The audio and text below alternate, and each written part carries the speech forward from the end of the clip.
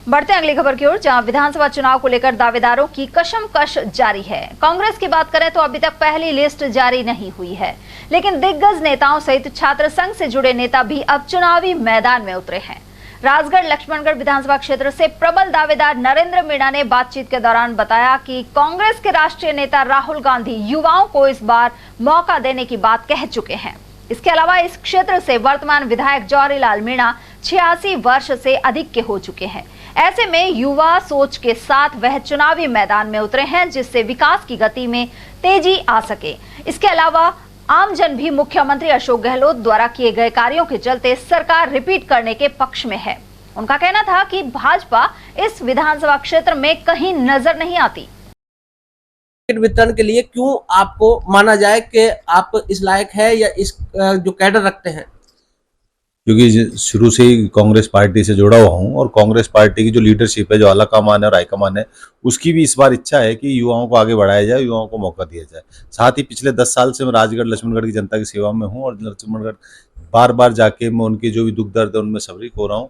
और मेरा जो सोचना है, क्योंकि छात्र राजनीति से जुड़ा हुआ हूँ, छात्र राजनीति से मैं इस मुकाम पे आया हूँ और साथ ही अलवर शहर में भी नगर परिषद से लेकर नगर निगम तक के पार्षद का सफर ही मैंने यहाँ 2-3 बार प्रयास से पूरा किया है।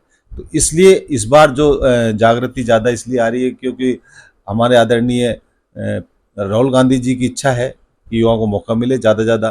तो हम भी चाह रहे हैं कि हम भी इस युवाओं की लिस्ट में आएँ और हमारे को इस बार मौका मिले। बिल्कुल, हमारे जो अभी इस वक्त विधायक हैं जौहरीलाल जी, अब चूंकि उम्र भी दराज पे पहुंच चुकी है उनकी, क्योंकि अब 27 साल की उम्र में है और आप भी मानते हो कि 60 साल बाद तो सरकार भी घर भेज देती है। तो अब तो सरकार के भी इससे भी आगे निकल गए हैं। अब नए हम जो लोग हैं उनको मौका देना चाहिए, क्योंकि युवा शक्ति की जो सोच है वो ज़्यादा तेज होती है और कार्य करने की क्षमता भी अधिक होती है।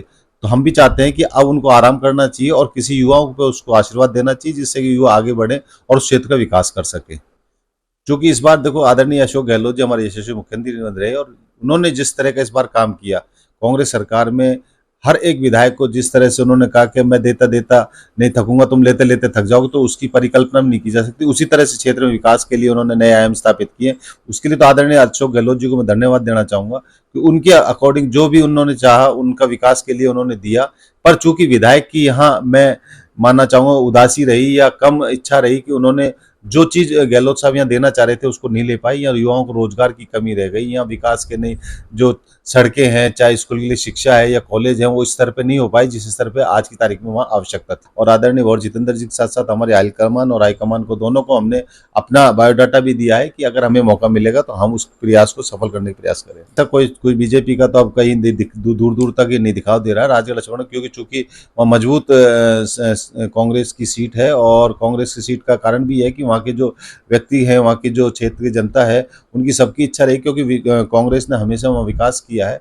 तो वहाँ जो भी आएगा बीजेपी का, उसका हमें नहीं लगता कि कांग्रेस के किसी भी दावेदार को, चाहे कोई भी हो, मैं ये नहीं कहता कि मुझे टिकट मिले, जो भी मिलेगा उसके आगे नहीं टिक पाएगा, क्योंकि वहाँ की जो भौगोलिक परिस्थिति और वहाँ की जनसंख्या, जनता की जो जनमानस की जो इच्छा है, वो ये सब चाहते हैं कि कांग्रेस सरकार से जुड़े रहे। कांग्रेस कार्यकर्ताओं की भी वहाँ मेहनत बहुत ज़्यादा है, वो सब चाहते हैं कि कांग्रेस का कार्यकर्ता जो भी मेहनत करके यहाँ से जाए वो विधायक बने। तो इसलिए हमें नहीं लगता कि बीजेपी का कोई भी कैंडिडेट आ जाए, चाहे ABCD जिसको भी वो बीजेपी देगी, वहाँ कोई पैर जमा पाएगा।